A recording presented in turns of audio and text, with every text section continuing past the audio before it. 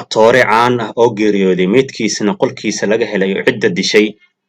Sanadkan waa sanadkii murugada ayaa loo bixin doonaa markii fanka Hindi ahaan laga hadlo. Sanadkan ayaa noqday mid taariikh ah waxaa badanaa la xusi doonaa maadaama dhacdooyin kala duwan la arkay.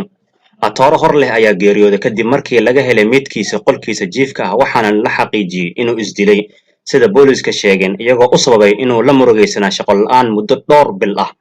Balse qoyska wiilkan ayaa waxay ku andacoonayaan in wiilkooda la dilay iyagoo intaas ku dareen in booliiska xaqiiqada qariyeen. Si kastaba ha ahaato waxaa la diiwaan geliyey inuu isdilay.